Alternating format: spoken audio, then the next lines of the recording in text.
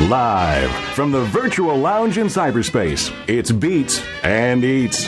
A happy hour for the mind, featuring the best in conversation and pop culture, food, music, movies, comedy, you name it. And you'll never know who'll be dropping by to pay us a visit. And what would a show be without a host? Hey, we've got two, KYRIE and Nick Gelso. The virtual lounge is open. It's KYRIE, it's Nick Gelso, and bartender Scott Mitchell. It's Beats and Eats. So glad to be with you today, Nick and I, talking about the movie Manchester by the Sea. Now, why, you ask? Because Nick and I actually don't get to the movies that much. As much as we used to. I love this movie, Nick. I saw it about 3 months ago, and I was waiting for you to see it so I could get your reaction, and now you can see it at home on streaming. I think you saw it, what? You see it on Netflix, Amazon Prime? Amazon. I paid full price, damn it. Paid full price. I'm a big fan of this movie. I love Casey Affleck. I have since – I actually think he's more talented than brother Ben Affleck.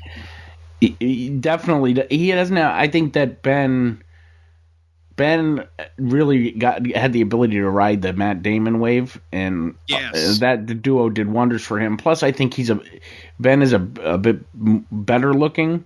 Yes. I would say that his brother Casey is more like – dude, I really could see myself pulling up to a gas station and him pumping the gas. Like, he's just an average guy, right? Well, right. In Manchester by the Sea, he's playing a handyman.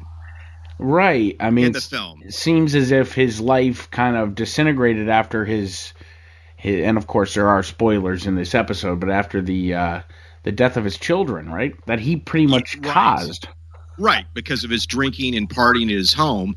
And basically the film, from my perspective, is about a man trying to forgive himself and get forgiveness for others for this horrible tragedy that killed his family, other than his wife, who survived, played by Michelle Williams. She survives. And a great scene in the film is when the two connect again.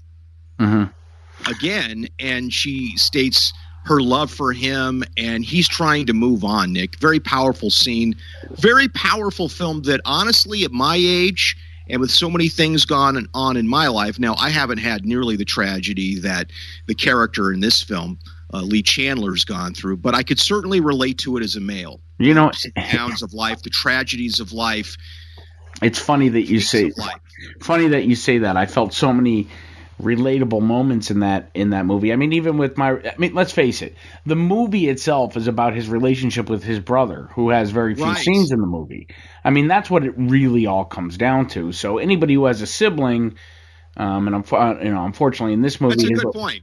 His older brother passed away, but any living or dead, anybody who has a sibling, there's that.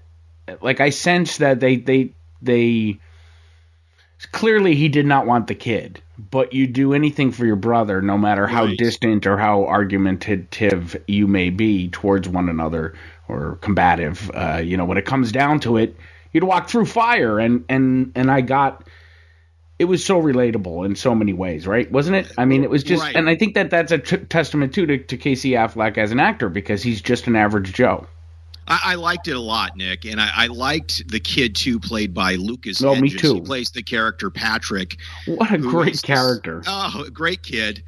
Great character. He plays the son of Joe, who passes away in the film, played by Kyle Chandler. And Casey Affleck, who plays Lee Chandler, has to take on the kid, right? He's got to be the guardian.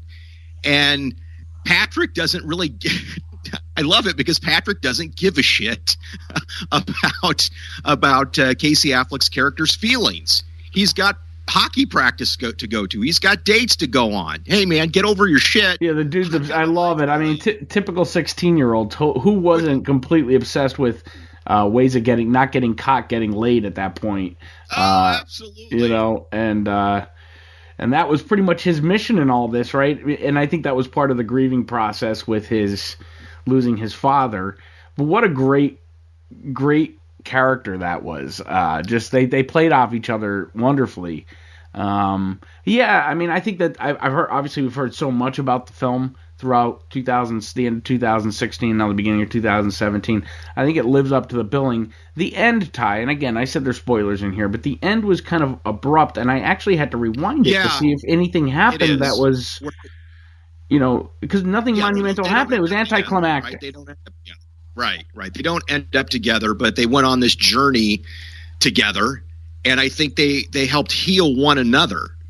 Right, the kid suffering from the loss of his father, and he's trying to fit in, and he goes and stays with his biological mom, who is a recovering drug addict, and turns into a religious. Oh my God! And how creepy was Ferris Bueller or Matthew Broderick? Oh, so